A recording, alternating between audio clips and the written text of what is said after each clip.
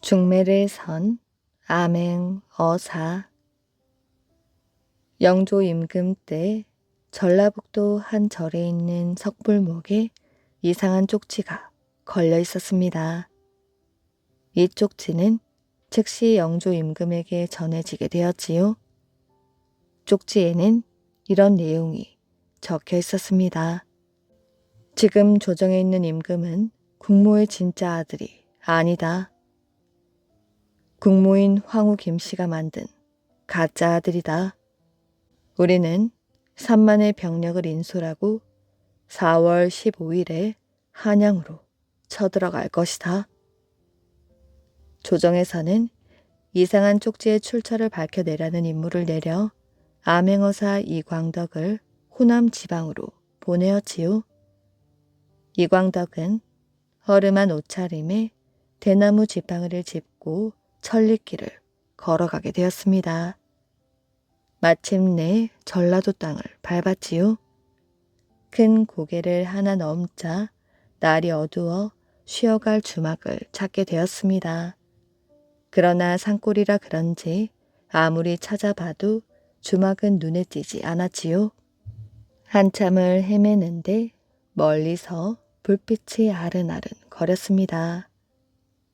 산속의 외딴 집이라 그런지 초라하기 그지없었지요. 주인장 계십니까? 그러자 방 안에서 젊은 총각이 문을 열고 나왔습니다. 지나가는 길순인데 잠이나 좀 재워다오. 총각은 잠시 머뭇거리더니 어서 안으로 드시지요 하고 공손히 이 여사를 맞았습니다.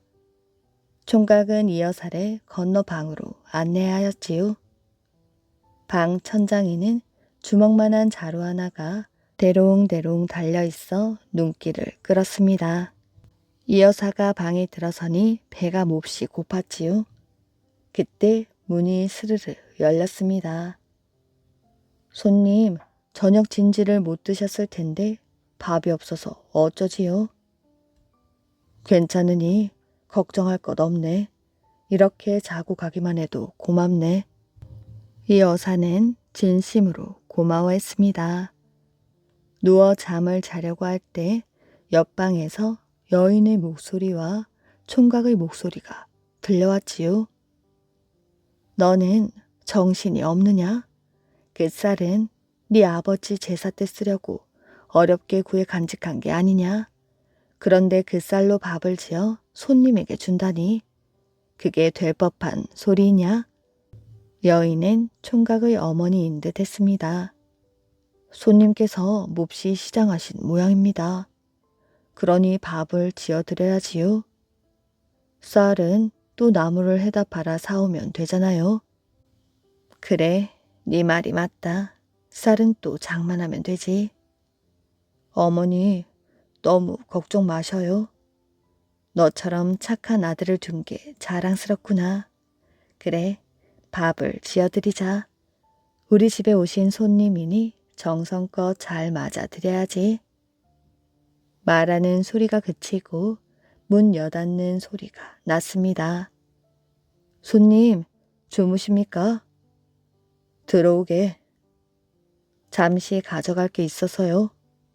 총각은 수줍게 말하더니 천장에 매달려 있던 주먹만한 봉지를 내렸습니다. 저게 아버지 제사 지낼 쌀이로구나. 총각은 그걸 들고 바깥으로 나가려 했습니다. 그게 뭐지? 아, 아무것도 아닙니다. 총각이 나가고 얼마 뒤 밥상이 들어오게 되었습니다. 이런 산골에서는 보기 드문 쌀밥이었지요. 어사는 미안했지만 배가 너무 고파 밥 한 그릇을 뚝딱 해치우고 말았습니다. 총각은 밥상을 들고 바깥으로 나가더니 방바닥이 뜨끈뜨끈하게 불을 떼고 다시 들어왔지요. 그럼 편히 주무십시오. 이복의 총각, 이리 가까이 와 앉게. 저녁은 잘 먹었네만 쌀이 어디서 났지? 이런 산골에서는 쌀 구하기가 어려울 텐데. 말씀드리기가 부끄럽습니다. 고마워 그러니 어서 말해보게. 아시다시피 이곳에는 벼농사가 안 되옵니다. 저는 나무를 해다 팔아 홀시어머니를 모시고 있지요. 앞으로 보름이 있으면 아버지 제사여서 산에 나무를 해서 판 돈으로 쌀을 사두었던 것입니다. 그렇다면 내가 먹은 밥이 아버님께 제사 지낼 쌀이었다고? 이렇게 고마울 수가 있단 말인가? 고맙긴요. 돌아가신 아버님께서는 얼굴을 모르는 손님이 오셔도 꼭 대접을 해서 보내셨습니다. 그래서 저도 아버님의 뜻에 따라 손님을 대접한 것뿐입니다. 언제 이곳으로 왔느냐? 제가 어렸을 때 어머니가 저를 데리고 오셨다는데 총각의 말꼬리가 석연치 않았지요. 뭔가 깊은 사연이 있는 모양이었습니다. 성씨가 뭐지? 전주 이씨입니다. 누구의 자손인지를 아는가? 가르쳐 주지 않아 잘 모르옵니다. 하오나 상당한 문벌이 있었던 집안으로 알고 있습니다. 네 이름이 무엇이냐? 용길이라 하옵니다. 총각 용길은 아버지가 무신년 난리에서 돌아가시고 어머니와 단둘이 살고 있다고 했습니다. 무신년 난리란 정희량 반란을 말하는 것이었지요. 그렇다면 그 반란 때 반역으로 몰린 집안이로구나. 그래서 산속에 숨어 사는 모양이지. 총각이 자리를 뜨자 생각에 빠져있던 이 여사는 먼 길을 걸어온 피곤에 몰려 이내 골아떨어지게 되었지요. 다음 날 해가 중천에 떠서야 이 여사가 일어났습니다. 이 여사가 갓을 쓰고 나섰지요. 이제 일어나셨습니까? 총각의 어머니였습니다. 덕분에 편안하게 잘 잤습니다. 근데 아드님은 벌써 일하러 나갔나 보군요. 네, 나무를 팔러 갔습니다. 한 번 가면 보름은 걸린답니다. 이 여사는 총각 어머니에게 고맙다는 인사를 몇 번이나 하고는 서둘러 그 집을 나섰습니다. 이 친구를 어디서 찾지? 아직 못다한 이야기가 많은데. 이 여사가 총각네 집을 나와 산길을 헤매고 있을 때쯤 무주고을 동원해서 사또가 무슨 일이 있는지 화가 잔뜩 나 있었지요. 누가 왔다고? 이성진 자식 놈이 또 찾아왔다고? 정말 지독한 놈이군. 몇 달 전 이방이 부사 친구의 자식이라는 젊은이를 부사 앞에 데리고 왔습니다. 그런데 부사는 아무리 보아도 그 젊은이를 본 기억이 없었지요. 젊은이는 부사에게 큰 절을 올리고 그 앞에 꿇어 앉았습니다. 사또, 이 참판댁 외아들 인사드립니다. 부사는 아무리 보아도 젊은이를 본 기억이 없었습니다. 이 참판이라. 부사는 잘 떠오르지 않았지요. 그때 젊은이가 나지막한 목소리로 말했습니다. 혹 이성진이라는 분을 기억하시는지요? 뭐야? 그럼 네가 이성진의 자식이라는 말이냐? 예, 그러옵니다. 부사는 잔뜩 얼굴을 찡그리고 젊은이를 노려보았지요. 무슨 일로 온 것이냐? 아뢰옵기 송구하오나 그 옛날 아버님과 사또 어른의 약속을 지키려고 왔습니다. 부사는 과거의 총각이 19살이 되면 자신의 여식과 혼례를 치르자고 총각의 아버지인 이성진과 단단히 약속을 한 일이 있었습니다. 부사는 참으로 기가 막혔지요. 이 참판은 역적으로 몰려 집안이 산산조각 났습니다. 비록 몇 년 전 죄가 풀렸다고는 하나 들리는 얘기로는 가족들이 뿔뿔이 흩어져 죽었는지 살았는지 소식조차 모른다고 하였지요. 저런 고약한 놈을 보았나? 감히 여기가 어디라고 허튼 소리를 찝찝거리는 것이냐? 역적 집안의 자식놈 주제에. 사또 나으리 비록 아버님의 역적으로 몰려 돌아가셨지만 이제 모든 죄가 풀렸습니다. 그래서 제가 따님과 혼인하는 것이 억울하게 누명을 쓰고 돌아가신 아버님의 원혼을 달래는 길이라 생각되옵니다. 아니, 이놈이? 이런 괘씸한 놈이 있나? 여봐라, 저놈을 당장 끌고 가 흠씬 두들겨 패 내쫓아 버려라.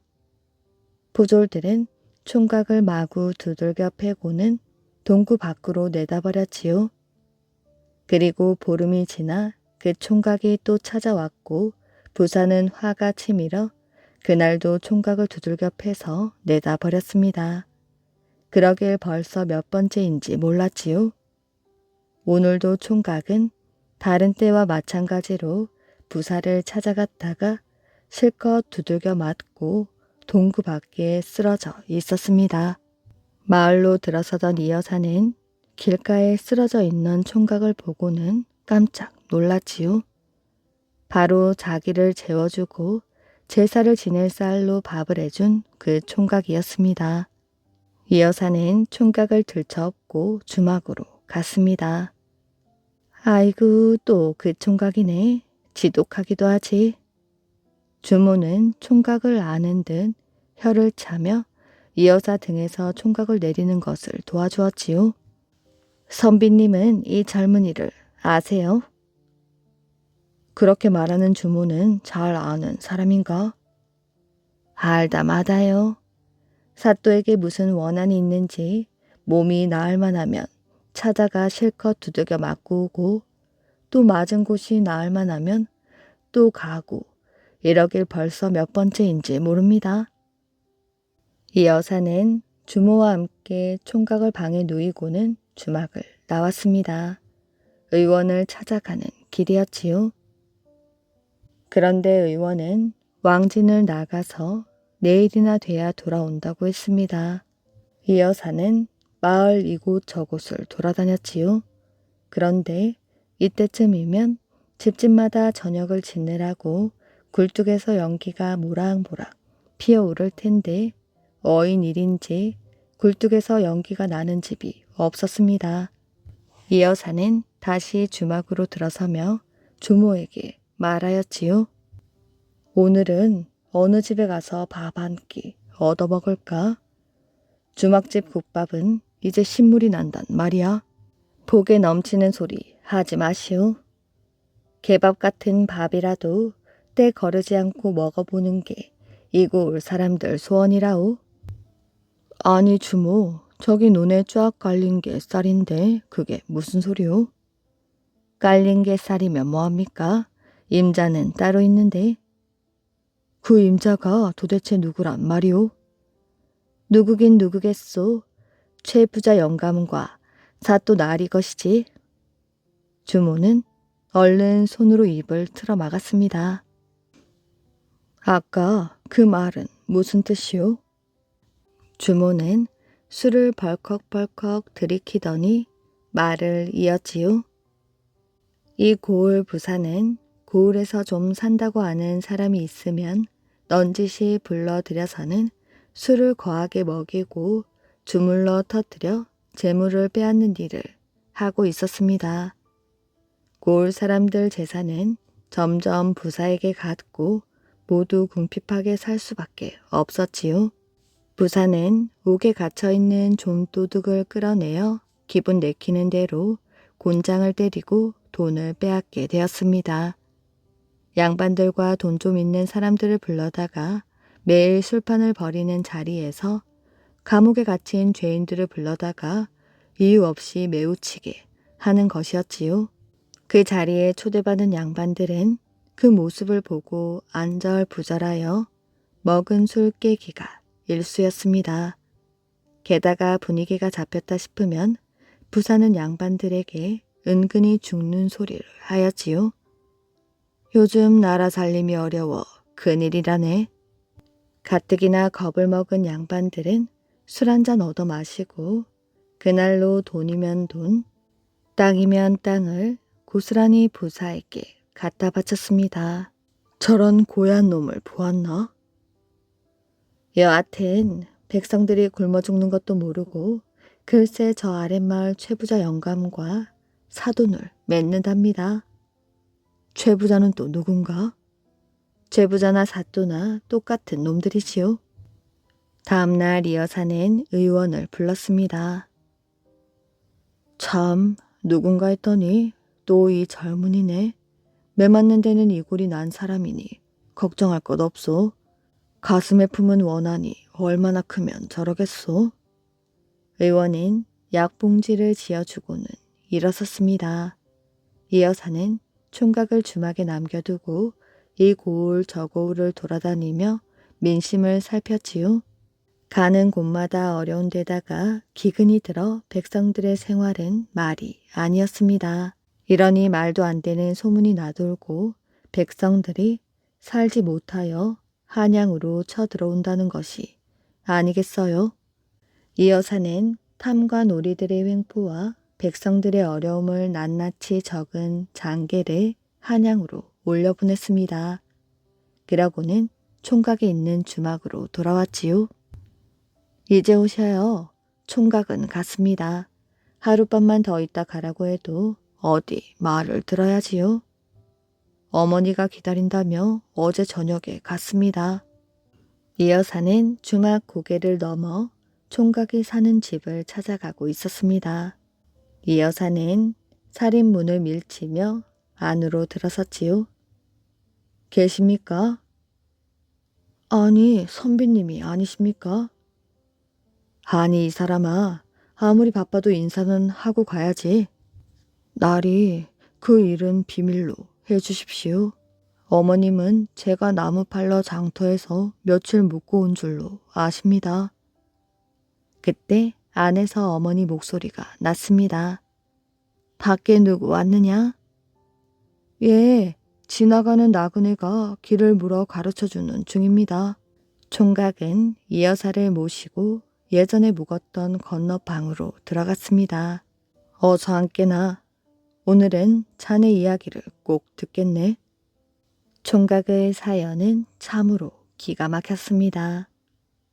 총각 아버지 이성진은 이 고을 부서와 같은 스승 밑에서 공부를 한 중마고우였지요.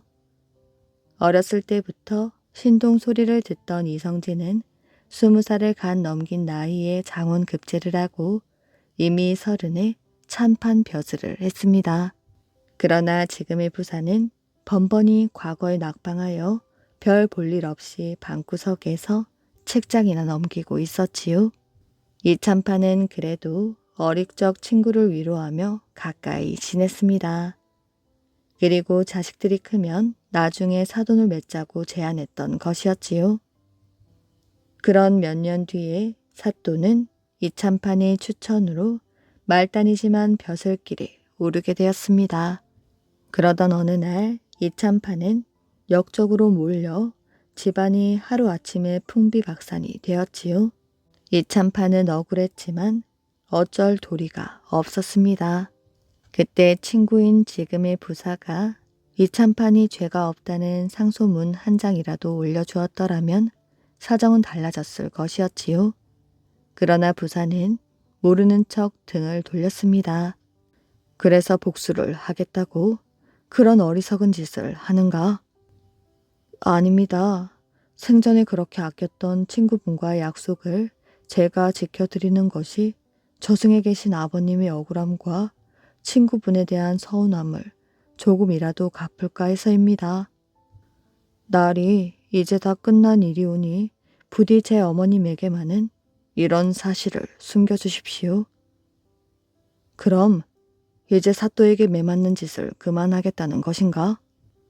며칠이 있으면 사또 따님의 혼인잔치가 있습니다.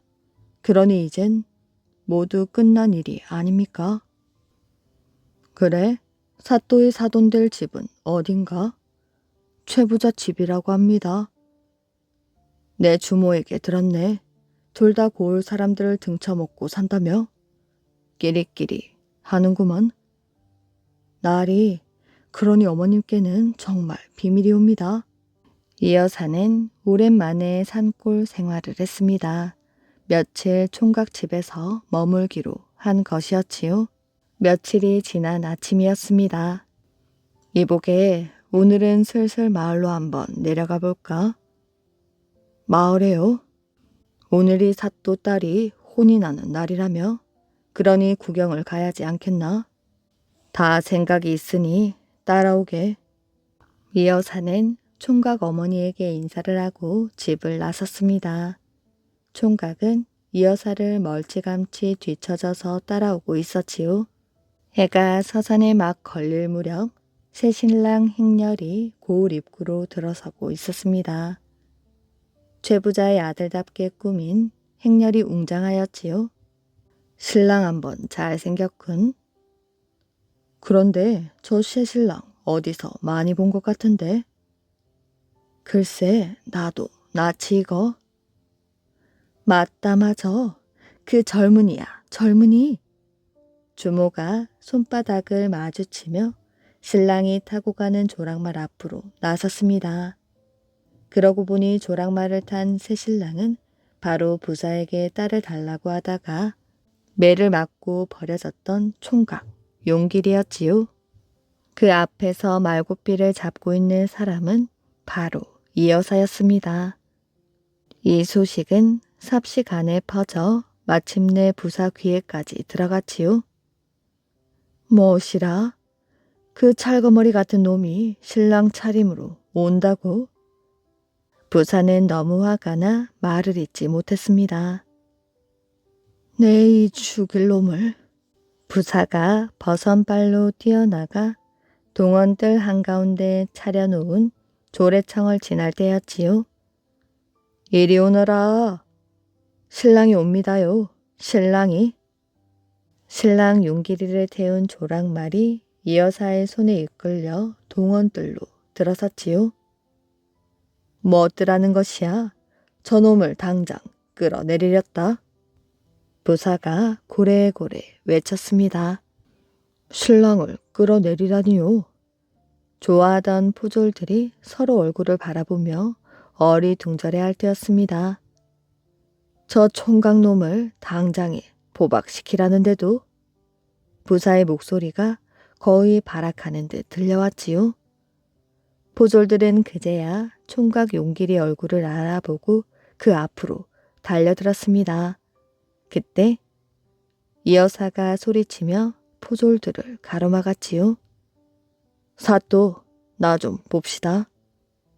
부사가 엉거주춤 서 있자 이 여사가 앞으로 다가서더니 허리춤에서 뭔가를 꺼내어 부사의 코앞에 갖다 대었습니다. 순간 부사의 시뻘건 얼굴이 갑자기 하얗게 변하였지요. 그러고는 그 자리에 털썩 주저앉고 말았습니다. 허리춤에서 꺼낸 것은 바로 마패였지요. 부사는 말문이 막혀버렸습니다. 사또, 어서 일어나시지요. 혼례식을 치러야지요.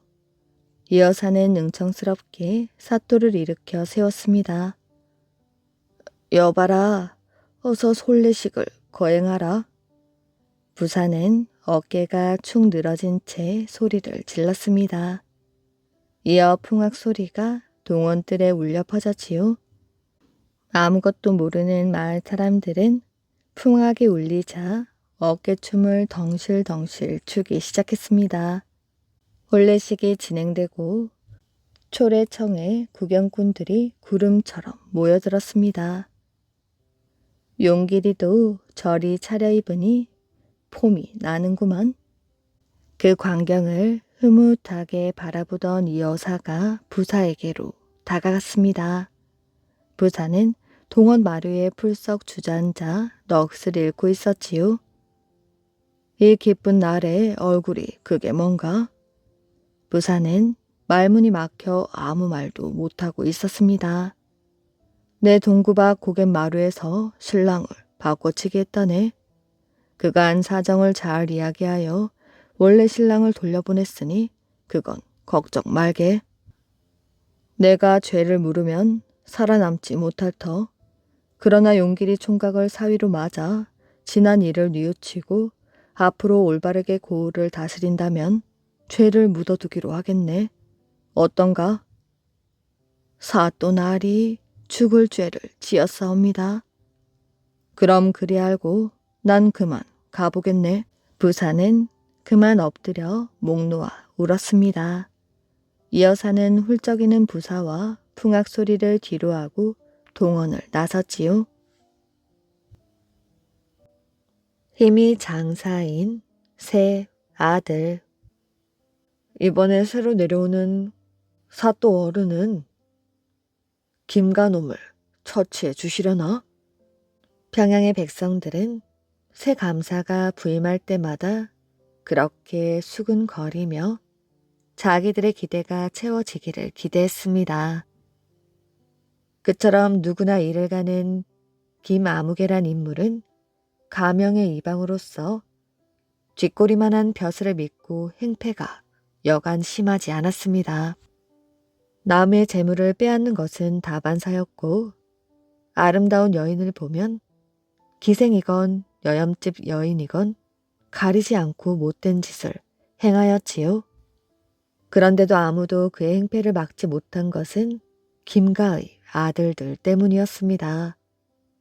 그에게는 세 아들들이 있었는데 모두 힘이 장사일 뿐만 아니라 성질이 흉악하여 당할 사람들이 없었지요.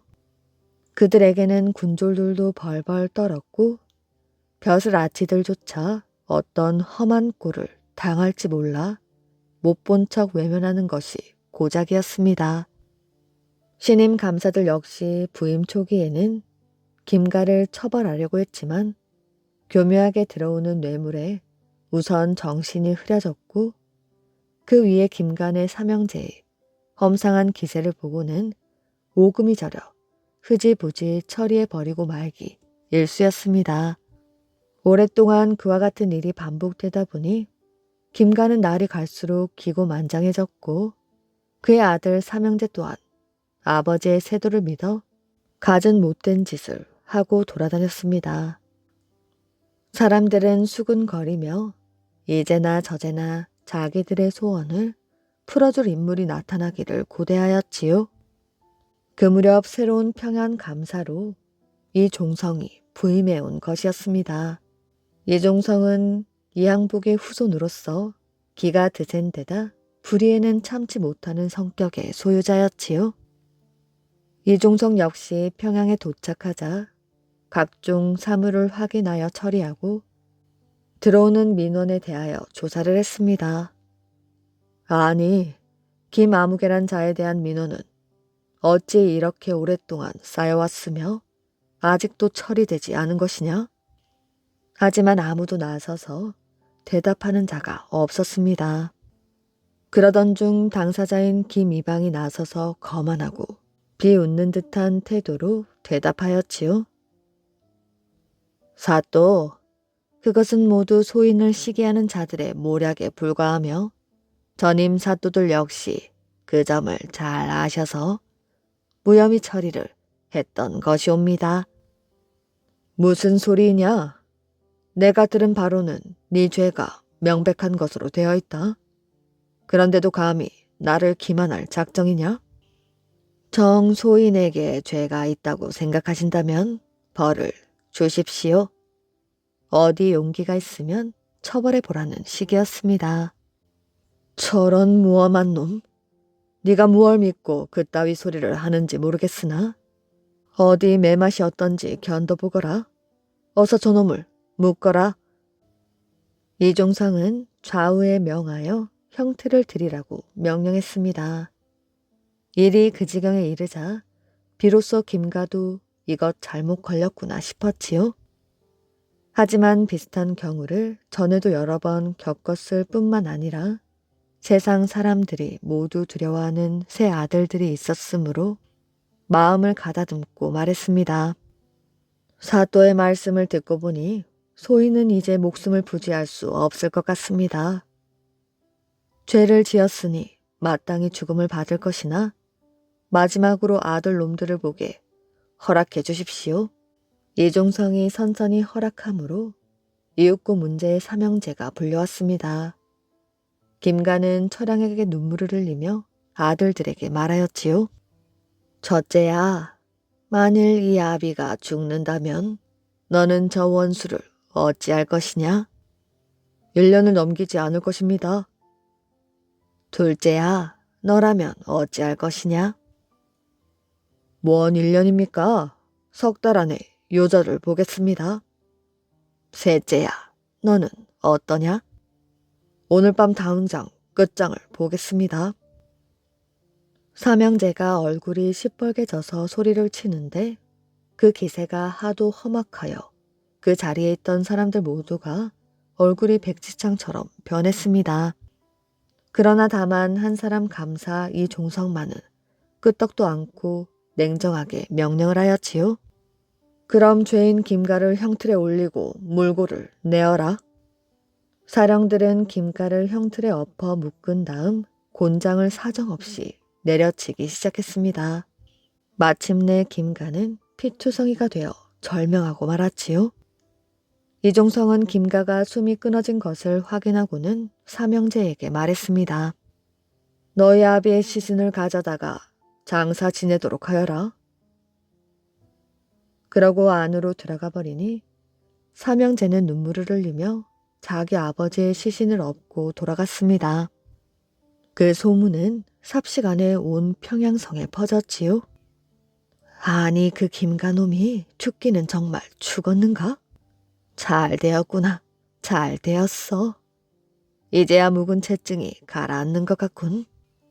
그나저나 사또가 큰일일세. 삼형제가 가만히 있지 않을 것이 아닌가? 사람들은 김간의 삼형제가 사또에게 보복을 가할 일이 걱정이었습니다. 하지만 정작 이종성은 눈썹 하나 까딱하지 않았지요. 그날 밤 김가 삼형제는 칼을 품고 가명의 담을 넘어 선화당에 침입했습니다. 가만히 살펴보니 사또는 촛불 아래 조용하게 책을 읽고 있었지요. 내 들어가서 요절을 내고 올 테니 너희들은 여기서 망을 보고 있거라. 첫째가 그렇게 말하고는 살금살금 안으로 들어갔습니다. 그런데 안에 들어간 첫째가 상당한 시간이 지났는데에도 나오는 기척이 없었지요. 안 되겠다. 이번엔 내가 들어갈 터이니 너는 여기서 기다리거라. 둘째가 그렇게 말하고 안으로 들어갔습니다.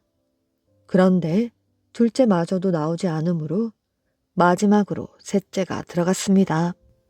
한편 평양 감령의 구시라치들은 걱정이 태산 같았지요. 하지만 당사자인 사또가 너무나 태연했으므로 이러지도 저러지도 못하고 그저 시간이 해결해 주리라 하는 심정으로 집으로 돌아가고 말았습니다. 다음 날 아침 구시라치들은 슬금슬금 선화당으로 모여들었지요. 간밤에 10중 8구 변을 당했을 것이 틀림없는 사또의 시체를 치우기 위해서였습니다. 그런데 그들이 선화당에 가까이 왔을 때 안에서 점잖게 묻는 소리가 흘러 들어왔지요. 거기 누구 없느냐? 그것은 틀림없는 사또의 목소리였습니다. 구실 아치들이 너무나 반가워서 뛰어 들어가니 이종성은 단정한 차림으로 책상 앞에 앉아 있었습니다. 웬 소란들이냐? 저것들이나 어서 치우거라. 이종성은 아무렇지도 않은 듯 턱짓으로 방 한쪽을 가리켰습니다. 그쪽을 돌아본 구시라치들은 깜짝 놀랐지요. 김간의 삼형제가 모두 눈을 까 뒤집힌 채 죽어 있었기 때문이었습니다. 그렇다면 글을 읽는 선비에 불과한 이종성이 무슨 수로 흉악한 자들을 차례차례 처치했을까요? 그것은 정심정기법이란 것으로서 상대방의 불안하고 격양된 심리 상태를 이용하여 거기에 자극을 가하여 쇼크사하도록 만드는 비법이었습니다. 사건이 그렇게 처리되고 나자 평양 사람들은 신관 감사는 신인이라고 두려워하는 한편 입이 마르도록 칭송을 하였다고 합니다. 미신을 믿는 사람들. 아직 의술을 펼치기 전 청년 이연길은 스승 이철환의 서재에서 책 한 권을 발견했습니다. 조선 후기로 접어들수록 점점 나라가 쇠약해져 갔고 백성들의 삶은 더욱 고달팠습니다. 하지만 나라를 다스리던 사상인 성리학은 제 몫을 해내지 못하였지요. 뿐만 아니라 성리학을 배우고 익힌 벼슬아치들은 밤낮 없이 싸움만 할 뿐 아니라 백성들을 위해서는 어떠한 고민도 하지 않았습니다. 그와 같은 성리학을 비판하면서 새로 나온 학문이 실학이었지요.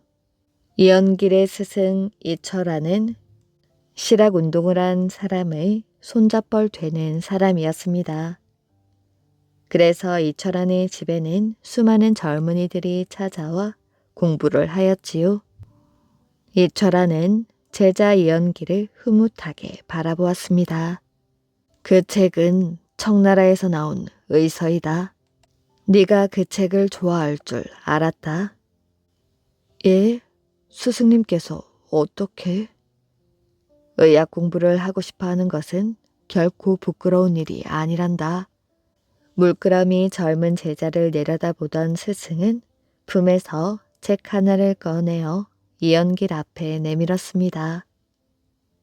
청나라에 드나드는 친구들에게 내가 특별히 말해두었다. 의학책이라면 모조리 사다 달라고 말이지. 이 책이 너에게 도움을 줄 것이야. 이연길은 책 표지를 보자 가슴이 콩닥콩닥 뛰었습니다. 두진방이라. 그로부터 몇 년 뒤 찌는 듯한 더위가 있는 여름이었지요. 이연길이 한양에서 일을 보고 집으로 돌아가는 길이었습니다. 도성 밖에 어두운 얼굴을 한 사람들이 수없이 오고 가고 있었지요. 그리고 그 주변에는 사람들의 곡소리가 가득했습니다. 너무나 이상한 상황이라 이연길은 걸음을 멈추고 지나가던 한 사내를 붙잡아 물었습니다. 나리께서는 모르시는 모양인데 지금 온 나라에 홍역이 들끓어 수만 명이 목숨을 잃었습니다. 이연길은 너무나 놀라서 벌어진 입을 다물지 못했습니다. 나라에 큰 홍수가 난 뒤 홍역이 돌고 있다는 소문을 듣긴 했지만 이 정도일 줄은 몰랐군. 홍역 때문에 그렇게 많은 사람들이 죽어간단 말인가? 예, 홍역이 한번 돌면 늘 이렇지요. 그럼 치료를 받으면 될 것이 아니냐? 이연길의 말에 사내는 버럭 화를 내었습니다. 치료를 받을 수 있다면 이렇게 앉아 자식이 죽는 꼴을 구경만 하겠습니까? 이연길은 도무지 이해할 수 없었습니다. 왜냐하면 자신은 이미 홍역에 대한 치료법을 터득했기 때문에 다들 알고 있으리라 생각했던 것입니다. 치료할 의원이 없어서 아이들이 죽어간단 말인가? 물론 높으신 양반들이야 훌륭한 의원의 좋은 약을 써서 치료할 수 있을지도 모르겠습니다. 하지만 우리 같은 사람들을 누가 치료를 해주겠습니까? 이연길은 가슴이 꽉 막히는 기분이 들었습니다. 임진왜란이 끝나고 얼마 뒤 백성들은 알 수 없는 병으로 수없이 죽어가고 있었지요. 조선 최고 의사였던 허준은 이 병을 붉은색 두드러기를 가진 돌림병이라는 뜻으로 홍역이라 불렀습니다. 이연길은 이렇게 알 수 없는 질병이 번지면 손도 못 쓰고 수많은 사람들이 죽어가는 모습을 지켜보아야만 하였지요.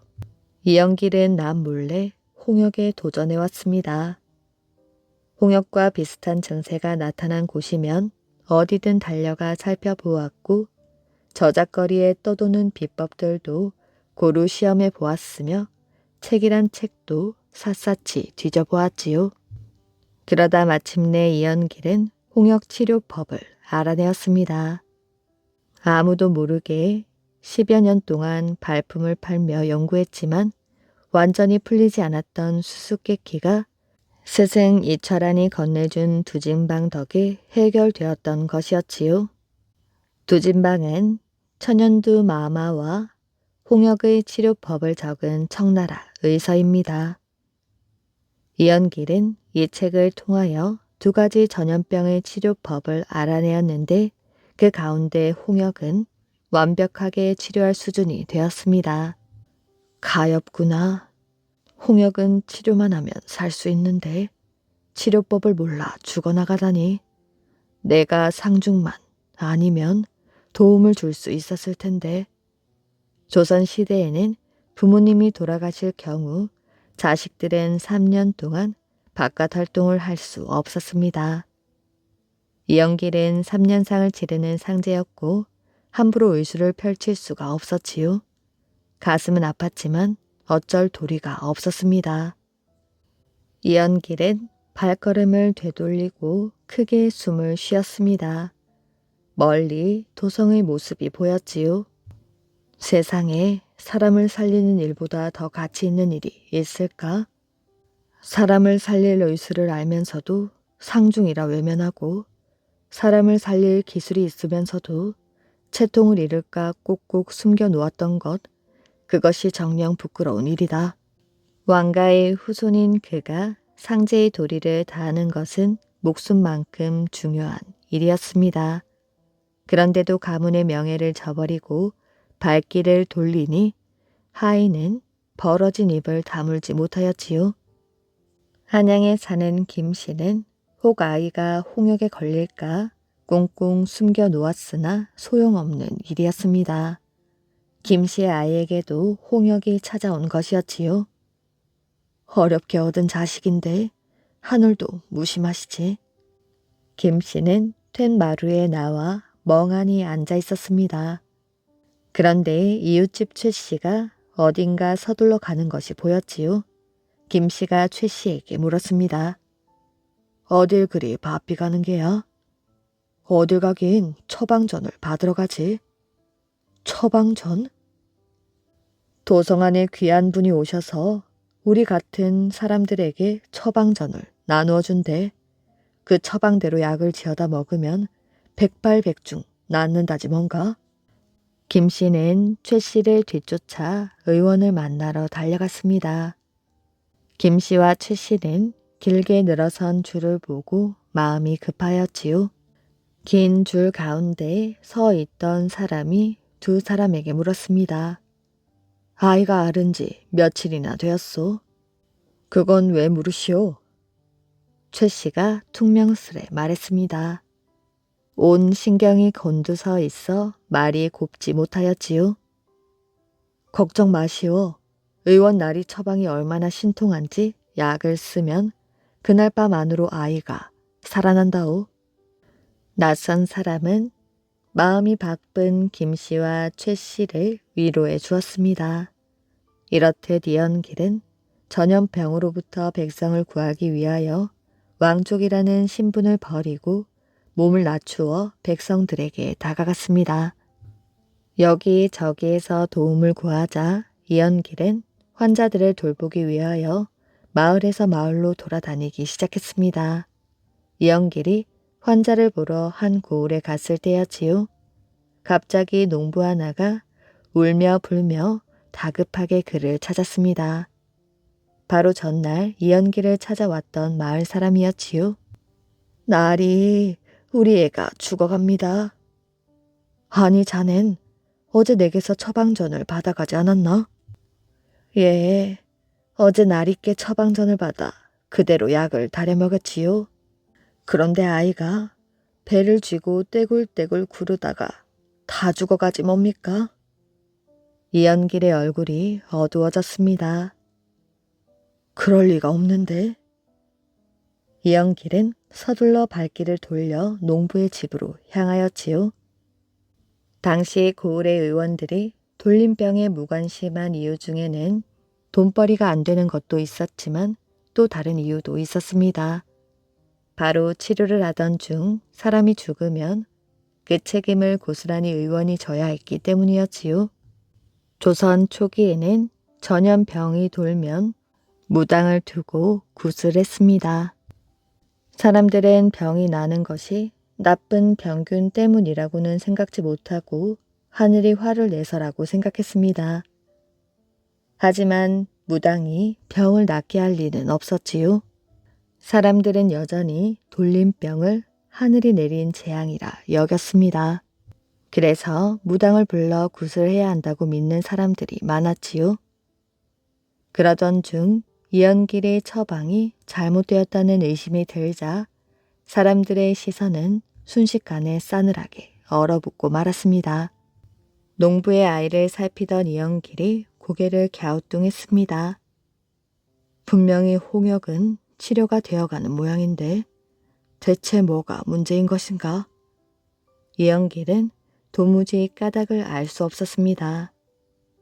열은 내렸고 두드러기도 없어지는 등 홍역의 증세는 가라앉은 듯 보였지요.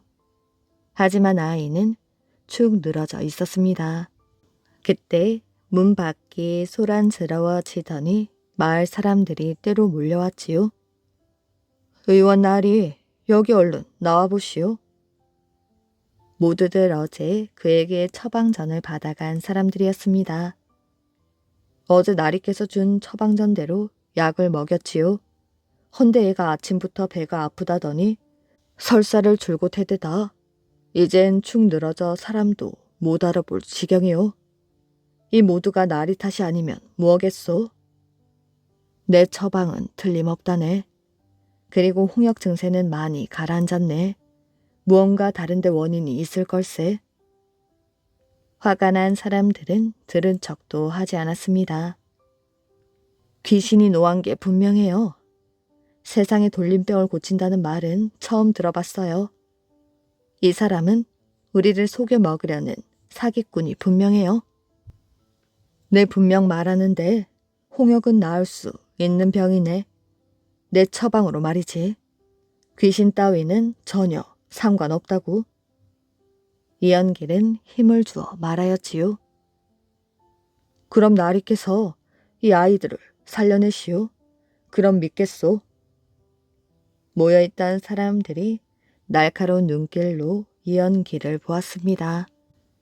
이연길은 잠시 눈을 감고 깊이 숨을 들여마셨지요. 이연길은 주위에 모여있는 사람들을 향하여 또렷하게 말했습니다. 내일까지 아이를 살려내겠네. 이연길은 다시 아이를 살피러 들어갔지요. 아이는 힘겹게 숨을 헐떡헐떡 대었습니다. 정말 어제 처방한 약 외에 다른 것을 먹이지 않았는가? 예, 약하고 미음 몇 술 먹인 것밖에 없습니다. 한 번도 본 적 없는 증세를 앞에 두고 이연길은 초보 의사가 된 기분이었습니다. 여기서 내가 포기하면 저 가엾은 백성들은 어찌하겠는가? 여기서 물러서면 그의 처방전이 아무 효염이 없다는 소문이 돌 것입니다. 그러면 백성들은 그를 믿지 않을 것이고 다시 전염병이 돌면 수많은 아이들이 죽을 것이었지요. 이연길은 아이의 몸을 닦아주며 아이를 살피기 시작했습니다. 이건 뭐지? 갑자기 이상한 것이 보였지요. 혹시? 이연길은 잠시 생각에 잠겼습니다. 그러더니 갑자기 벌떡 일어나 성큼성큼 밖으로 나갔지요. 이연길은 거의 뛰다시피 마을을 돌아다니기 시작했습니다. 산으로 둘러싸인 마을에는 곳곳에 시냇물이 흐르고 있었지요. 냇가에서 몇몇 아이들이 뭔가를 잡고 있는 모습이 보였습니다. 뭘 하는 게냐? 가재를 잡고 있습니다. 정말 바구니 안에는 가재가 수북하게 쌓여 있었지요. 오늘 저녁 반찬은 문제 없겠구나. 반찬이라고요? 이건 팔 거예요. 요즘은 이게 없어서 못 판다고요.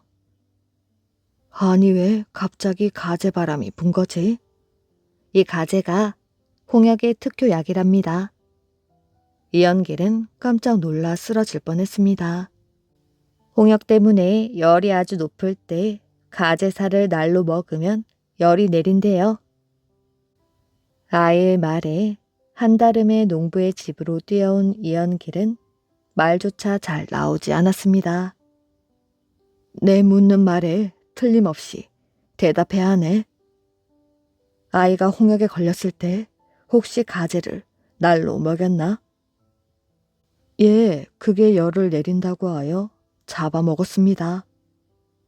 이연길은 농부의 답을 듣자마자 자리에 주저앉아 버렸습니다. 그럼 다른 집 아이들도 가재를 날로 먹었겠구먼. 그럴 겁니다. 다들 먹였어요. 여름철에 가재나 게를 날로 먹으면 큰일이 난다네. 추우면 괜찮지만 여름에는 독을 품고 있다네.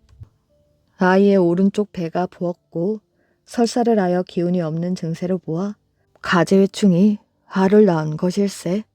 농부의 집에 모여있던 사람들은 모두 놀라 입을 다물지 못했습니다. 이연길의 말을 듣고 금방이라도 그에게 돌팔매질을 할 것 같았던 사람들 사이에서 긴 한숨이 새어나왔습니다. 이연길의 얼굴을 제대로 볼 낯이 없는 마을 사람들은 고개를 숙이고 집으로 돌아갔습니다. 한편 가재회충에 걸린 아이들은 이연길의 적절한 처방으로 목숨을 구하게 되었지요. 이제 이연길의 의술을 의심하는 사람들은 아무도 없었습니다. 여전히 사람들은 이연길의 처소로 구름처럼 몰려들었지요. 그리고 이연길은 그 후 회충에 대한 연구도 열심히 하여 홍역과 더불어 회충에 대해서도 조선 최고가 되었습니다. 당시 의사들은 자신만이 알고 있는 비법을 자신의 생명처럼 귀하게 여겼습니다. 그 비법으로 사람을 치료하여 돈을 벌었기 때문이었지요. 그래서 나라에서 나서서 책을 쓰는 것 외에 민간 의사가 쓴 의서는 없었습니다. 그러나 이연길은 달랐지요. 그는 책을 펴내어 자신의 비법을 세상에 공개했습니다. 나라에서 만들지 않은 책으로는 처음이었지요. 우리나라 최고의 사상가인 정약용을 살려내었고 그에게 백성을 사랑하고 백성을 살리는 길을 가르쳐준 이연길. 수만 명을 살려내었고 그의 책 때문에 셀 수 없는 사람들의 목숨을 건졌지만 정작 그는 아무런 대가도 얻지 못했습니다. 그 흔한 사또 자리 하나 탐내지 않았지요. 그가 간 길이 얼마나 소중하고 아름다운 길인가를 알았던 사람은 정약용 한 사람뿐이었다고 합니다. 하룻밤 2년. 옛날 어느 마을에 송진사라는 가난한 사람이 살고 있었습니다.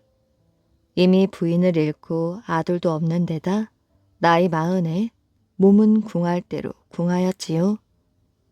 이웃에 한 과부가 있었는데 얼굴도 예쁘고 집안도 넉넉하였습니다. 송진사가 여러 번 은근히 속마음을 내비쳤지만 그녀는 죽음을 맹세하고 괴가하지 않겠다고 다짐하였지요. 그런데 하루는 송진사가 뜰을 거닐고 있는데 이웃 과부가 갑자기 지나가며 말하였지요. 이웃에 살면서 아직도 훌륭한 모습을 뵙지 못하니 우러러 사모하는 마음이 간절합니다. 오늘 저녁에 술과 안주를 준비할 것이니 저희 집에 와주시겠어요? 송진사는 한편으로 놀라고 한편으로는 기뻐하면서 선뜻 승낙하였지요. 그리고 반드시 일이 잘 진행될 것이라고 기뻐했습니다. 해가 지자마자 찾아갔더니 그녀는 자리를 깔고 술상을 내오는 등 갖은 정성을 다하였지요. 등불을 켜고는 그녀가 웃으며 간청했습니다. 나리께서는 머리를 따내리고 저는 상투를 묶은 다음 서로 옷을 바꿔 입고 잠깐 노시는 것은 어떻겠습니까? 송진사는 그 뜻을 알지 못하였지만 간청을 어기기 어려워 허락하고 말았습니다. 분장을 마치고 나서 함께 손을 잡고 잠자리에 들었는데 그 여인이 갑자기 말하였지요. 나가서 볼일을 좀 보고 오겠어요. 이렇게 말하고는 나가서 오래도록 돌아오지 않았습니다. 송진사가 궁금함을 참지 못하고 밖에 나가 그녀를 찾아보려던 참이었는데 갑자기 떠드는 소리가 들리는가 싶더니 사람들이 뛰어들어 송진사를 이불로 덮어 씌워 짊어지고 가는 것이었습니다. 한참을 가다가 어느 집에 도착하자 그를 내려 안방에 두는 것이었지요. 그는 어떤 일이 벌어질지 소리도 내지 않고 기다리며 가만히 살펴보니 바로 같은 골 이방의 집이었습니다. 잠시 뒤 이방이 미음을 권하며 놀란 마음을 달래려고 하자 송진사는 이불을 둘러쓰고 몸을 돌려 벽을 향하였지요. 이방이 말했습니다. 오늘 밤 놀라고 겁이 났을 테니 마음을 조금 안정시키고 있거라. 그러고는 시집을 못 가고 있는 딸 아이에게 함께 자며 위로하도록 했습니다. 이방의 딸은 함께 베개를 베고서 손을 끌어 얼굴에 가져가기도 하면서 마음을 돌리려고 애를 쓰는 것이 보였지요. 송진사가 비로소 어울려 장난을 치자 딸은 그다지 의심을 하지 않았습니다. 날이 밝자 송진사는 이불을 껴안고 앉아 이방을 불러 큰 소리로 꾸짖었지요. 네가 딸로 나를 모시려고 했다면 조용히 내게 승낙을 얻는 것이 옳았거늘 어찌 감히 깊은 밤에 묶어와서 어둠 속에 시중을 들게 하였느냐? 이것이 무슨 도리인가? 이방은 처음에 과부를 데려온 줄 알았는데 이웃 양반을 잘못 묶어왔을 줄은 몰랐습니다. 그 말을 듣고 자세히 보니 평소에 친하던 송진사가 아니겠어요? 이방은 생각에 잠겼습니다. 과부를 데려오려다가 양반을 욕보였으니 그 죄는 용서받지 못할 것이다. 그러고는 곧 땅에 엎드려 사죄하고 애원하였습니다. 송진사가 말하였지요. 네 죄는 죽어 마땅하지만 내 이미 너의 딸과 인연을 가졌으니 내가 우선 너를 용서할 것이다. 너는 속히 가마를 준비하여 딸을 치장하고 재산의 절반도 네 딸에게 주도록 해라. 이방은 머리를 조아리며 사죄하고 분부대로 하리라 했습니다. 송진사가 집에 돌아오니 이웃에 사는 과부가 와서 말하였지요. 저는 진사 나리께서 저를 마음에 두고 계신 줄 알았으나 스스로 고집이 있어 개가하지 않기로 맹세하고 그럭저럭 오늘날까지 왔습니다. 마침 이방이 어느 날 밤에 와서 보쌈을 해간다는 소식을 듣고 잔뜩 놀랐지요. 죽기를 맹세코 개가하지 않을 것을 각오하였으나 신락 같은 목숨을 버리기도 어려웠습니다. 그래서 진사 나리를 유인하여 여자로 분장시키고 저는 곧 도피하여 그날 밤 괴로움을 면하였지요. 진사 나리께서 비록 위험한 그물에 걸리기는 하였으나 마침내 아리따운 처녀로 후시를 삼으시어 처음에는 화가 났어도 뒤에는 웃으시게 되었으니 이 어찌 행복이 아니겠습니까? 저는 이미 진사 나리와 옷을 바꾸어 입고 하룻밤 가까이 모셨으니 평생 지켜오던 절개가 허물어진 것이나 다름없습니다. 지금부터 평생토록 모시며 이 몸을 의탁하기를 원합니다. 조금 후에 이방도 그 딸을 치장하여 보내왔지요. 송진사는 연달아 두 소실을 얻고 재산도 넉넉해져 일생을 편히 누리고 자손도 번성하였다고 합니다. 거지 모자를 데려온 노부부. 옛날 개성에 재산이 몇만 양이나 되는 조 씨라는 사람이 살고 있었습니다. 부리는 고용이니 전국 팔도에 두루 퍼져 어디든 없는 곳이 없었지요. 하지만 원래 자손이 드문 집안인데다가 조카나 다른 후손도 없어서 양자를 얻으려 해도 마땅한 곳이 없었습니다. 노부부는 그것이 늘 걱정이었지요. 하루는 조 씨가 마루에 앉아 있었는데 문 밖에서 거지 아이가 왔습니다. 나이는 10살쯤 되어 보였지요. 때는 엄동설한이었습니다. 조 씨는 아이의 용모가 괜찮아 보여서 아이를 방으로 불러들였습니다. 성씨와 본관을 묻자 아이는 이렇게 말하였지요. 배천 조 씨입니다. 조 씨가 기뻐하며 그 부모에 대해 물었습니다. 어머니만 계시고 지금 성 안에서 밥을 구걸하고 있습니다. 조 씨는 즉시 거지 아이를 집으로 들여 아내에게 사정을 말하고는 아이에게 밥을 주고 옷을 주어 집에 머물러 있게 하였습니다. 한편 아이는 시켜 거지 아이의 어미를 찾아오게 한 뒤 거지 아이의 어미를 재수씨라 부르며 가까운 마을의 작은 집에 거처를 마련해주고는 거지 아이를 자기 자식으로 삼았지요. 아이가 자라며 양 부모에게 정을 붙이니 조 씨에게는 친자식이나 다름없었습니다. 16살에 결혼을 시켰지요. 그 뒤로 그 집의 재산 출입을 아들에게 모두 맡겼는데 아들이 부지런히 재산을 관리하여 조 씨의 마음에 쏙 들었습니다. 어느 날 아들이 말했습니다. 이젠 저도 다 컸으니 마냥 놀 수만은 없습니다. 몇천 양쯤 주시면 황해도와 평안도로 가서 장사를 해보고 싶습니다. 우리 개성 사람은 어려서부터 장사에 나가서 돈벌이를 하는 게 예사지. 네 말이 맞다. 그러고는 아들에게 5,000양을 주었습니다. 그런데 아들은 평양에 갔다가 기녀에게 빠져서 2, 3년을 지내는 동안 5,000양을 눈 녹듯 허비해 버리고 말았지요. 아들은 집으로 돌아갈 면목이 없어 그대로 기생집에 머물러 서원 노릇을 했습니다. 조 씨는 그 소식을 듣고 다시는 자기 자식으로 여기지 않겠다며 아들의 생모와 며느리를 모두 쫓아내 버렸지요. 며느리와 아들의 생모는 성문 밖으로 쫓겨 살며 예전처럼 걸식을 해야 했습니다.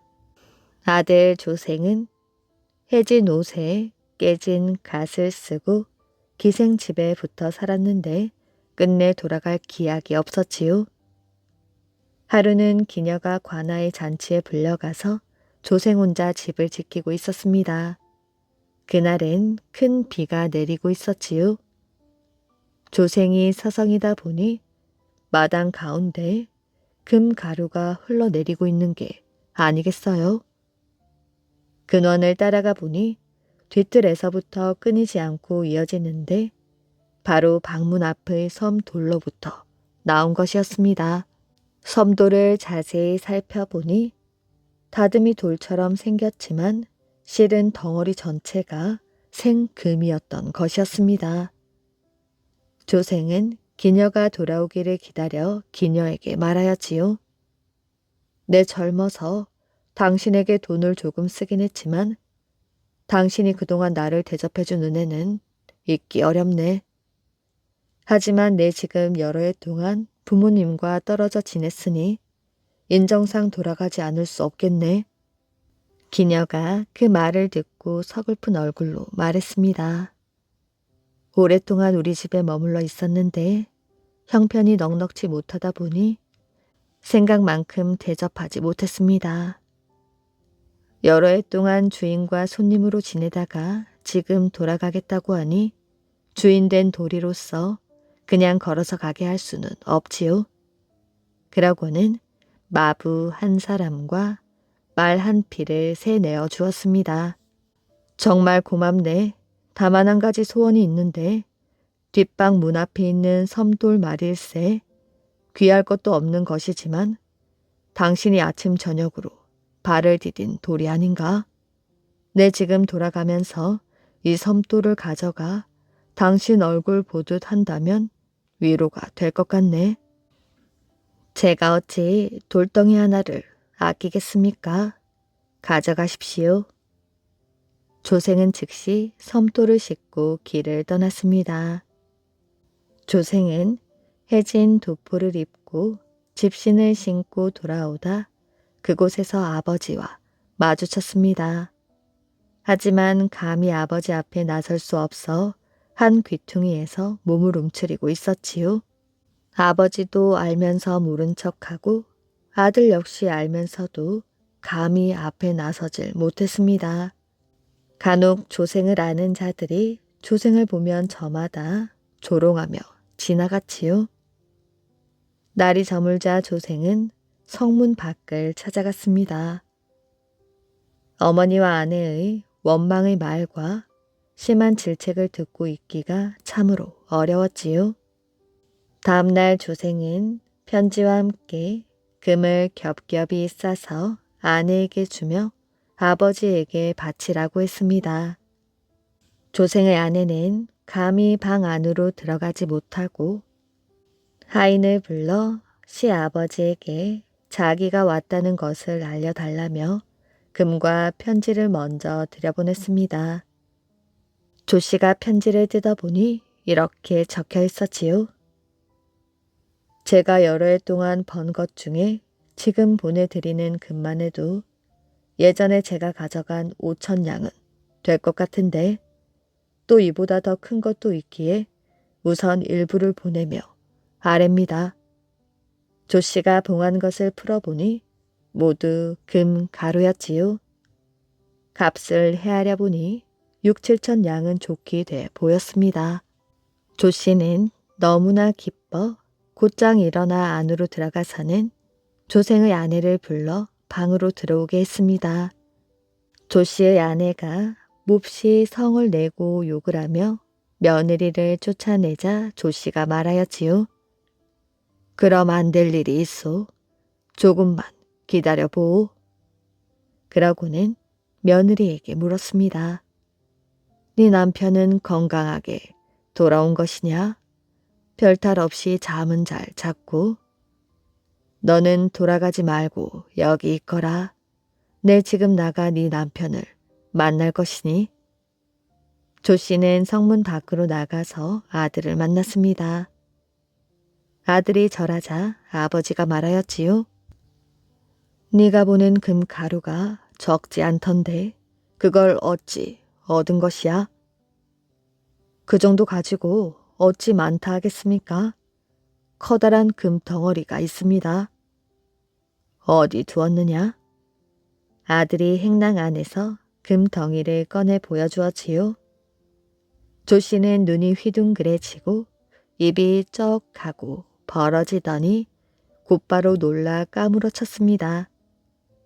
한참 뒤 일어나 아들의 등을 어루만지며 말하였지요. 관상이란 게 틀림없었구나.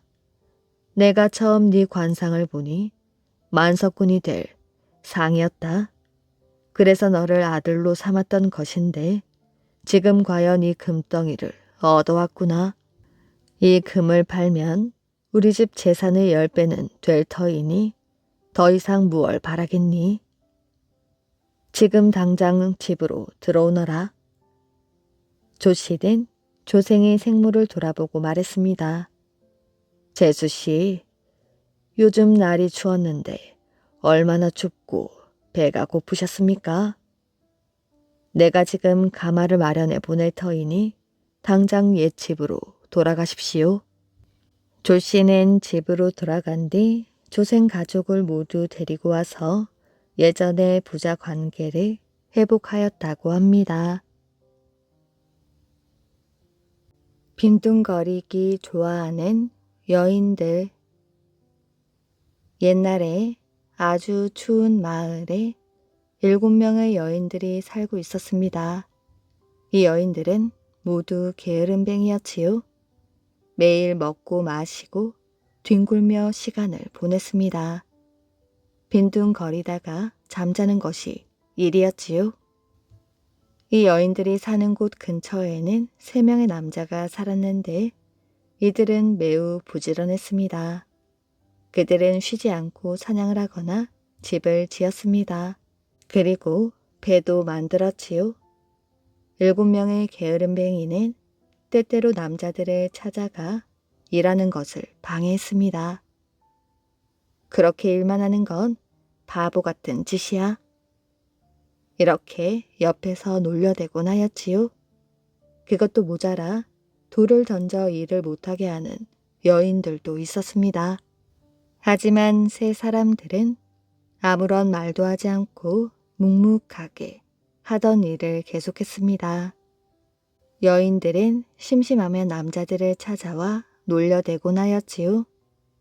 그렇게 오랫동안 놀림을 받던 3사람이 마침내 화를 내었습니다.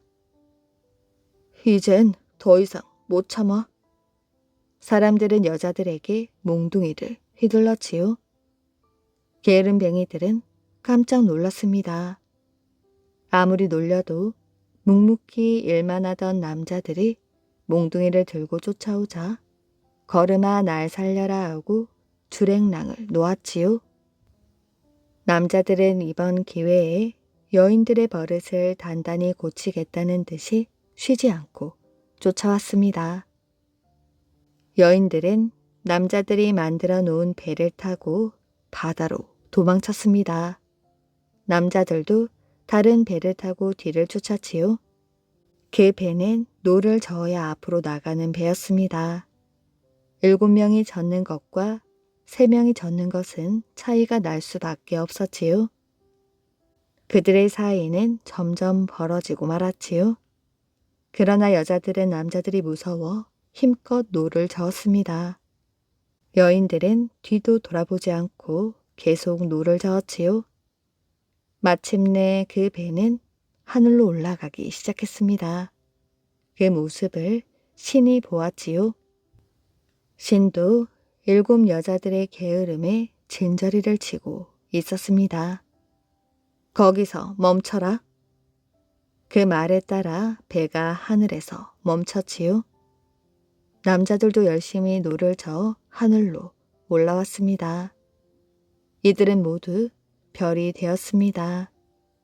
7명의 여인들은 플레이아데스 성단이 되었고 남자들은 열심히 일했기 때문에 아름다운 오리온으로 만들었습니다. 지금도 하늘을 보면 플레이아데스 성단과 오리온은 서로 쫓고 쫓기고 있다고 합니다. 플레이아데스 성단엔 다른 이야기도 있습니다. 캐나다 어느 호수 근처에 원주민 젊은이가 혼자 쓸쓸하게 살고 있었지요. 호수에서 낚시를 하며 살고 있었습니다. 그런데 누가 그를 찾아왔지요? 어느 날 저녁, 막 저녁을 먹고 채우려고 할 때 어디선가 아름다운 노랫소리가 희미하게 들렸습니다. 원주민 젊은이는 노랫소리를 찾아 호수 근처로 가보았습니다. 호수 기슭에서 누군가 노래를 부르며 춤을 추고 있는 것이 어렴풋이 보였습니다. 가까이 다가간 젊은이는 깜짝 놀랐지요. 호수 안쪽에 무성하게 우거진 갈대숲에서 7명의 여인들이 반짝거리는 별빛과 춤을 추고 있었던 것입니다. 젊은이는 가슴이 쿵덕쿵덕 뛰었지요.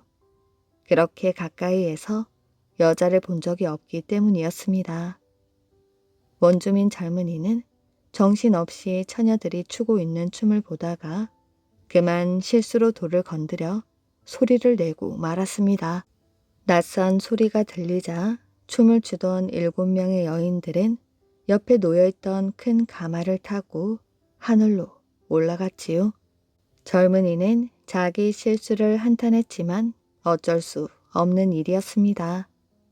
다음 날 밤에도 원주민 젊은이는 가슴을 두근거리며 다시 그 자리에 가보았지요. 하지만 풀밭에는 아무도 없었습니다. 젊은이는 안타까운 마음에 하늘을 올려다보았습니다. 그런데 놀랍게도 하늘에서 7명의 여인을 태운 가마가 내려오고 있는 게 아니겠어요? 여인들은 어제 저녁과 마찬가지로 노래를 부르며 춤을 추고 있었습니다. 춤과 노래에 넋이 나간 젊은이는 자신도 모르게 탄성을 지르고 말았습니다.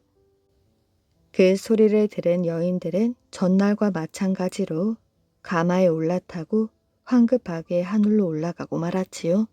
그날 밤 젊은이는 한숨도 자지 못했습니다. 다음날 저녁에도 원주민 젊은이는 호수 근처 풀밭으로 가보았지요. 그러고는 갑자기 춤을 추고 있는 여인들 사이로 뛰어 들어갔습니다. 7명의 여인들은 깜짝 놀라 우왕좌왕하다가 가마에 올라탔지요. 원주민 젊은이는 재빨리 가마에 올라타지 못한 한 여자를 붙잡았습니다. 6명의 여인은 하늘로 올라갔지요. 붙잡힌 여인은 말없이 눈물만 뚝뚝 흘리고 있었습니다. 젊은이는 그 모습을 보면서 자신이 크게 잘못했다는 것을 깨달았지요. 하지만 다시 돌려보낼 수도 없었습니다. 당신은 누구예요? 어디서 왔습니까? 우린 7명의 자매로 하늘에서 살고 있습니다. 하늘이 맑고 호수가 잔잔할 때 여기로 내려와 별빛 아래에서 춤을 추었어요. 저와 함께 살면 안 될까요? 젊은이는 떨리는 목소리로 물었지요. 여인은 물끄러미 원주민 젊은이를 바라보았습니다. 잠깐 생각하다가 이렇게 말했습니다. 저와 함께 하늘로 간다면 당신과 함께 살겠어요? 외롭고 쓸쓸하게 살던 젊은이는 착하고 예쁜 아내를 맞이하여 하늘로 올라가 살았다고 합니다. 7명의 여인은 플레이아데스 성단을 가리키지요.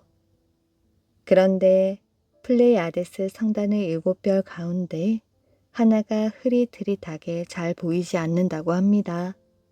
그것은 원주민 젊은이와 결혼한 여자가 남편의 그늘 때문에 잘 보이지 않는 것이라고 합니다. 별을 만든 소녀. 아주 오랜 옛날 하늘에는 별이 하나도 없었습니다. 캄캄한 밤하늘에는 달만 외롭게 떠 있을 뿐이었지요. 그때 아프리카에 사는 한 소녀가 밤하늘을 물끄러미 올려다보았습니다. 저렇게 넓은 하늘에 달님이 혼자 있는 것은 너무나 불쌍해. 얼마나 외로울까? 텅 빈 하늘에 뭔가 반짝거리는 것이 있으면 예쁘지 않을까? 그런데 어떻게 해야 하지? 소녀는 밤하늘을 올려다보며 오랫동안 생각했습니다. 소녀는 생각 끝에 집을 난로 속에서 재를 끄집어내어 하늘을 향해 던졌지요. 재는 바람을 타고 하늘로 올라갔습니다. 소녀는 계속하여 하늘을 향해 재를 던졌지요. 그렇게 던져진 재는 하늘로 올라가 띠를 이루며 넓게 퍼져나갔습니다. 하지만 달처럼 밝게 빛나진 않았지요. 그저 뿌옇게 빛을 낼 뿐이었습니다. 그렇게 만들어진 것이 지금의 은하수이지요. 소녀는 밤하늘을 보며 다시 고민에 빠졌습니다. 그런데 아무리 생각해 보아도 떠오르는 것이 없었지요. 화가 난 소녀는 주위에 널려있는 나무 뿌리를 하늘로 던지기 시작했습니다. 하늘은 곧 나무 뿌리로 가득 찼습니다. 그런데 참 이상한 일이 생겼습니다. 나무 뿌리가 별이 되어 반짝반짝거리기 시작한 것입니다. 그런데 더 신기한 일은 밤하늘에서 반짝이는 별의 색깔이 여러 가지였다는 것이었지요. 소녀는 고개를 갸웃거리다 그 이유를 알아냈습니다.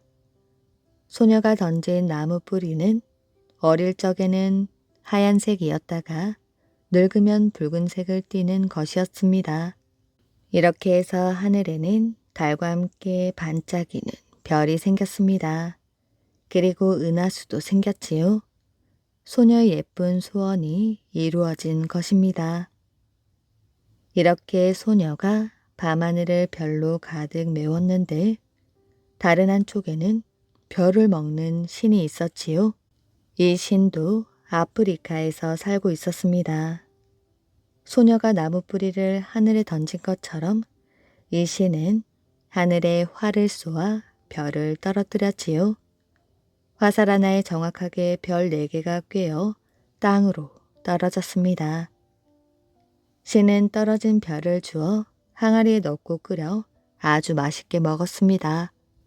어느 날 아프리카의 마오족 추장이 그곳을 지나다가 신이 식사하는 것을 보았지요. 신이시여, 무얼 그렇게 맛있게 드십니까? 보다시피 별을 먹고 있지. 추장은 깜짝 놀랐지요. 그런데 별은 맛있나요? 그럼 얼마나 맛있다고? 고기와 같은 향기가 나고 꿀처럼 달콤하지. 추장의 입에는 금세 침이 고였지요. 추장도 별을 먹어보고 싶었습니다. 별은 하늘에 있는데 어찌 별을 먹을 수 있나요? 이 활로 별을 잡아 먹는다네. 신은 추장에게 활과 화살을 보여주었습니다. 활은 무지개로 만들어졌고 화살은 번개로 만들어졌지요. 추장은 신에게 화살을 빌려달라고 했습니다. 신은 물끄러미 추장을 바라보며 말했지요. 내 활로 뭘 하려고? 설마 별을 쏠 생각을 하고 있는 것은 아니겠지? 그랬다가는 큰일이 난다네. 그럴 리가 있나요? 저는 짐승만 쏠 것입니다. 신은 추장에게 활과 화살을 빌려주었습니다. 추장은 신이 났습니다. 맛있게 보이던 별을 먹어볼 수 있게 되었으니까요. 추장은 짐승을 쏘겠다고 말하고는 얼른 신이 보이지 않는 곳으로 갔습니다. 이제 별을 먹어볼 수 있게 된 거야. 이제껏 별을 먹어본 사람이 없을 거야. 추장은 주위를 한편 살펴본 다음 하늘을 향해 활 시위를 당겨 활을 쏘았지요. 그런데 어이가 없게도 활에서 강력한 번개가 나와 추장은 검게 그을린 채로 죽고 말았습니다. 어느새 나타났는지 신이 곁에 서 있었지요. 불쌍한 녀석, 다시는 이런 일이 생기면 안 되지.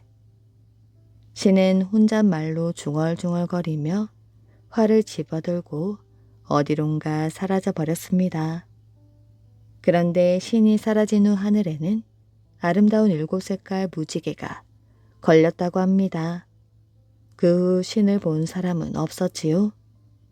그렇지만 비가 오고 난 뒤에 신의 활을 볼 수 있습니다. 무지개가 바로 그것이지요. 거짓말을 한 토끼. 아주 오랜 옛날 어느 날 달이 토끼를 불러 심부름을 시켰습니다. 땅으로 내려가 인간들에게 이렇게 말하거라. 달이 죽었다가 다시 살아나는 것처럼 인간도 역시 죽었다가 다시 살 수 있게 해주겠다고 말이야. 토끼는 달의 말을 전하기 위하여 하늘에서 땅으로 내려와 사람들을 한 곳으로 불러 모았지요. 달은 죽어서도 다시 살아나는데 너희들은 한번 죽으면 다시 살아날 수 없어. 달이 말한 것과 달랐지요. 토끼는 달이 시킨 것과는 전혀 다르게 말하고는 달로 돌아갔습니다. 내가 전하라고 한 말은 그대로 전했겠지? 그럼요. 전하라고 하신 그대로 전했지요. 그래, 뭐라고 했느냐? 토끼는 인간에게 전한 말을 그대로 달에게 말했습니다. 달은 깜짝 놀라 눈이 휘둥그레졌습니다. 아니, 내가 전하라고 한 것과는 정반대의 말을 하고 왔잖아. 달은 화가 머리끝까지 났습니다. 그래서 주위를 두리번거리다가 눈에 띈 막대기를 집어 토끼에게 던져버렸지요. 그 막대기는 토끼의 입술에 정통으로 맞았습니다. 토끼는 찢어진 입술이 너무나 아팠지요. 화가 난 토끼는 자신도 모르게 달에게 달려들어 달의 얼굴을 닥치는 대로 잡아당겼습니다. 이렇게 하여 달의 얼굴에는 검푸른 멍이 들었고 토끼의 입술은 지금도 둘로 갈라져 있다고 합니다. 아프리카 부족인 나마쿠아족은 아직도 인간을 죽게 만든 토끼를 싫어한다고 합니다. 그래서 어른이 되면 토끼 고기를 먹으면 안 된다고 합니다. 그뿐만 아니라 토끼 고기를 요리한 불 근처에도 가면 안 된다고 합니다. 만약 토끼 고기를 먹거나 토끼 고기 요리한 불 근처에 갔다 걸리면 마을에서 추방된다고 하네요. 또 다른 아프리카 부족에게는 이런 이야기가 전해집니다. 하루는 달이 인간들을 불러 모아놓고 이렇게 말하였지요. 내가 죽었다 다시 사는 것처럼 너희들도 살아날 것이다. 그렇지만 누구 하나 그 말을 믿지 않았지요. 마침 그때 어떤 사람의 어머니가 죽자 그걸 보고 달이 말했지요. 네 어머니는 죽은 게 아니라 잠든 것이다. 곧 깨어날 것이야. 하지만 그는 달의 말을 듣지 않고 자기 어머니가 죽었다고 우겼습니다. 화가 난 달이 남자의 얼굴을 향해 주먹을 휘둘렀는데 그만 입술이 찢어지고 말았지요. 화가 난 달은 큰 소리로 말했습니다. 이 사람의 입은 언제나 찢어진 상태로 있을 것이야. 앞으로 토끼가 될 것인데 만약 사냥개에게 잡히면 몸이 갈기갈기 찢겨지겠지. 그리고 너희 인간도 이제부터 죽으면 다시 살아나지 못할 것이야. 달의 말대로 대들었던 사람은 토끼가 되고 말았습니다. 이 부족은 아직도 토끼의 넓적 다리는 인간의 살이라고 여긴다고 합니다. 토끼로 변한 사람의 넓적 다리가 그대로 토끼의 넓적 다리가 된 것이라고 생각한 것이지요. 그래서 아프리카 이 부족은 토끼를 잡으면 허벅지 부분을 먹지 않고 잘라서 버린다고 합니다. 이야기 재미있게 잘 들으셨나요? 오늘의 이야기는 여기까지입니다. 오늘도 이야기를 들어주셔서 정말 감사합니다. 오늘도 편안한 밤 되시길 바랍니다.